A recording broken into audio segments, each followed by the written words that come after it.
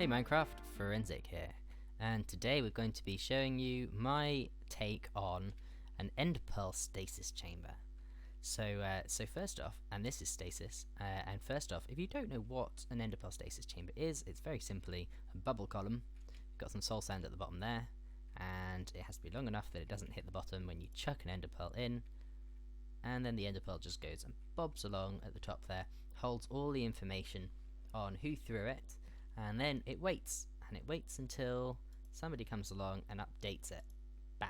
There we go. And as you can see, that caused me to instantly teleport as soon as it hit a block. So we do that again, and it starts bubbling up and down, so we put a block in place, there we go, teleported. And that's it. Pretty simple. It's already known about, it's nothing new, it's been around for ages. In fact, it was used by Grian and the Mycelium Resistance in the Hermitcraft server for their emergency button.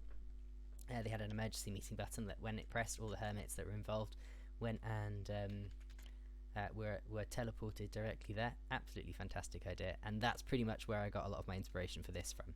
So yeah, this has got 1, 2, 3, 4, 5, 6, 7 modules, and each one of those modules contains an ender pearl stasis chamber like this, but it's a little bit more special than that, and I'll show you why. So this is a shopping district design. Thank you very much for visiting Stasis. I hope you're enjoying your stay. This is a shopping district design, so it needs payment and it uses tokens. Now I'm using gold ingots here, but you could use diamonds, so it could be 1 diamond per use. You chuck your token in there, and it's going to prime the chamber, and our light will turn on to tell you that it's primed. So this one's already in use, so we don't want to use that one.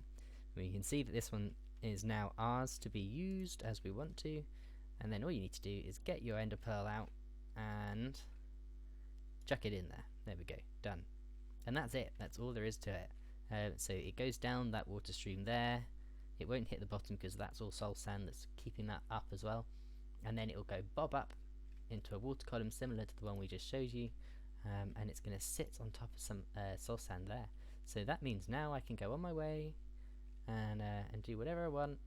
And if I get into a bit of a problem, let's say I jump into lava and I can't get out again, then I could log out. I could let them know in chat that I've got at the shopping district. Number 2 is my stasis chamber. Please go along and press the button when I log back in again. So I log back in, and immediately the person that's waiting here for me to log in presses the button, and boom, I am teleported safely into water and outside of the lava. And let's go down the exit. As you can see, I'm now on the top floor. So there, we'll come along. Thank you for visiting Stasis. Oh, no problem. I really enjoyed it. It was a great time. Yep, this is a really yep. Okay. And yeah, at Stasis we do consider safety our highest priority, so please don't fall off the ladder. Do. There we go. So that's how this works. And so obviously this is a shopping district design. Now I think this would be really great for mini games. So I'm sure there's probably some out there already. Maybe I'll think about doing something similar in the future. But this is a shopping district design, so it has an automatic payment system, and this is the inner workings of it in a little bit more detail. I've got the redstone over here, so we've got an item sorter here. The item sorter checks that it's a gold ingot, and that chucks the gold ingot into there. If it's not a gold ingot, it will chuck it down in this way, and if it is a gold ingot, then it will check it here. The comparator will see that it's come across, and it will send off a signal over here, and that's going to come over here, and it's going to update this observer, which is going to power this block, which this repeater is going to then power. That's a monostable circuit, which will mean this will send out a 0 tick into that space there, so the block will go over there now, and stay there, and that will power this redstone line over here, which will unpower this redstone torch, which will power this redstone torch, which will turn on the light. And then when you press this button here, it will, let's just power this again so you can see that happening. Boop. Do. Oh, I forgot the really crucial bit here. When that's powered on, this redstone line pushes these pistons up, which holds the soul sand up, and when the ender pearl is chucked, it then sits on this nice bouncy bit of water over here, and it can't land. Let's just show you that in action with an ender pearl. I lost my ender pearl. There it is. So we chuck that into there.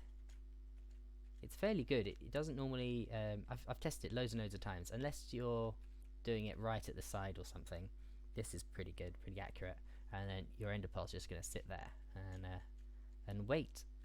And it's going to wait for the press of this button, because when this button's pressed, it's going to turn off this line over here, and it's going to,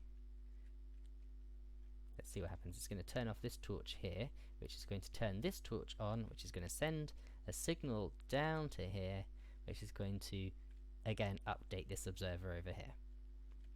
So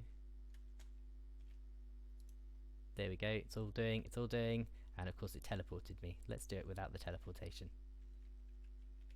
Pop that back in there, turn the system back on again, press the button, those pistons are going to retract. There we go, done.